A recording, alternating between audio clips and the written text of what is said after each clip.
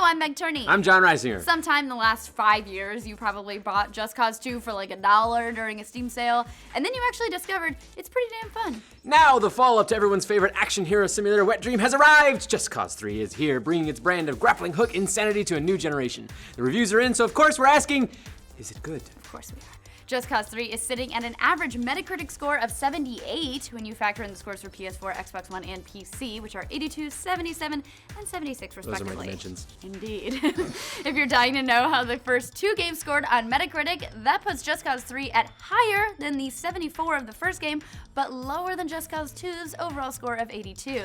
Unsurprisingly, for a game like this, the critics are fairly split down the middle. It definitely seems like one of those hate it or love it titles with reviewers scoring it in the 80s or the 60s. Although some of that might have to do with the game's technical issues. Reports have been coming in about Just Cause 3's frame rate on both consoles, and PC players are running into a few bugs on their own, leaving some AMD users waiting on a fix.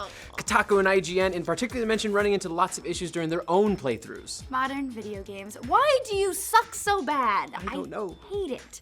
As for the big outlets, EGM gave the game a 90, Giant Bomb, Polygon, Game Informer, Destructoid, and IGN are in the 80s camp, while PC Gamer, Games Radar, and Video Gamer are in camp 60s. So many camps. So many camps. Meanwhile, RPS calls the game recommended, while Kotaku gives the helpful score of not yet. What if you got that like on a test from school? Soon. Mom and Dad, I got a not yet! Need more time.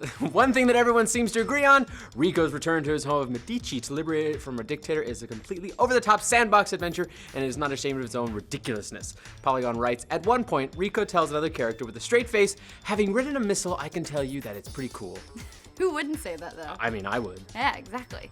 But this awareness of what it is allows Just Cause 3 to focus on what it does best, mayhem and movement. As far as mayhem goes, and we're going to be using that word a lot in this video, Just Cause 3 is in top form. IGN reveled in the destruction, commenting that Just Cause 3 has some of the best and most empowering explosions this side of Red Faction Guerrilla. Empowering explosions? Yeah, I feel very empowered by them. Your main targets are exploding stuff like fuel tanks and power generators, which are clearly marked in red and scattered liberally across most towns and military bases. But you can also collapse flimsy-looking structures like guard towers, gas stations, and even more spectacularly, huge bridges. Finally, a game where you can blow up almost all the things. In terms of movement, reviewers seem to love traversing Just Cause 3 400 square kilometer Mediterranean wonderland. Polygon says, I usually skipped fast travel in order to enjoy the varied and often beautiful nature of Medici scenery. While some open world games make travel a chore, locomotion is one of Just Cause 3's chief joys. It's satisfying to flick yourself up the side of cliffs and through mountains. Just flick right up I there. love flicking myself. Oh, thanks to ziplines and parachutes, Just Cause has always made travel awesome, but Just Cause 3 introduces a new element, the wingsuit. EGM loved the way the three systems work together in tandem, saying, when these three systems are synchronized, they make traveling across the massive landscape as smooth and effortless as it is completely badass. Parachuting through a military base while gunning down enemies before zipping to the end of a runway and wingsuiting off into the hills for a clean getaway is an experience few other games can match. Once you master flying, the rest of the game comes pretty easily. Just Cause 3's structure focuses primarily on liberating all of Medici. Oppressed provinces on the map are labeled in red and turn to blue once you've freed the towns, outposts, and bases within them. But that really depends on your definition of freed. Though because your primary method of liberation is simply to blow everything to hell, are we sure this guy isn't from America? Yeah. We love explosions. Boom! You're moved from zone to zone, blowing shit up to set it free, and you can make progress and unlock new equipment. But according to reviewers, this can quickly turn into a grind. Ugh. According to PC Gamer, this structure starts to feel like a chore. You charge around chucking grenades and launching rockets until every red thing has been checked off. The explosions are amazing, but they're a distraction. Fireworks display. Compare this to the rich interlinking systems of something like Metal Gear Solid 5, and you realize that Just Cause 3 has no depth at all. Ooh, that sucks. Actually, chucking grenades and rockets at everything sounds kind of amazing. Sounds really fun. I'd be down with it. Others didn't quite agree with PC Gamer's damning criticism, simply because the mayhem is just so fun to begin with.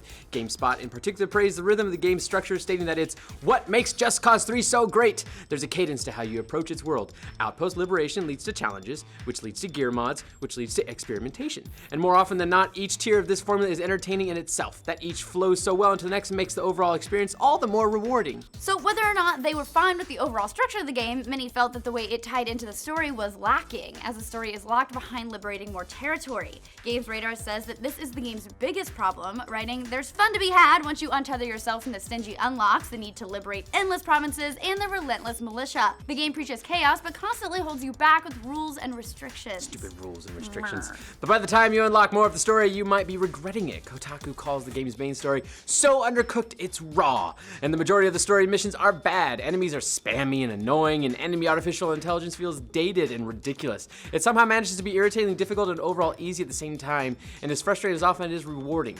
Other reviewers also threw around the dreaded E word, escort missions. No. Ugh. It always get killed.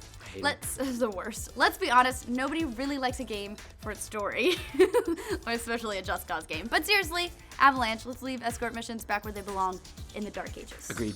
At the end of the day, Just Cause 3 sounds like a very fun game that has its shining moments, but still doesn't quite wingsuit its way into excellent territory. Overall, reviewers loved flying over Medici to enjoy the stunning vistas and beautiful landscape before blowing it all to hell over and over again. When this stops being fun, seems like it's going to be up to each individual player. So have any of you guys played Just Cause 3 yet? Have you run into any technical issues? And how fun is tethering together helicopters? We need to know for science.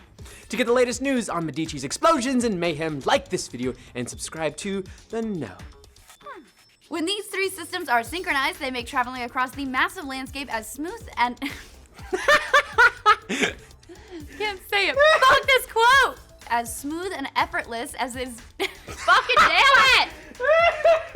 I hate it! As it is completely badass. Got it.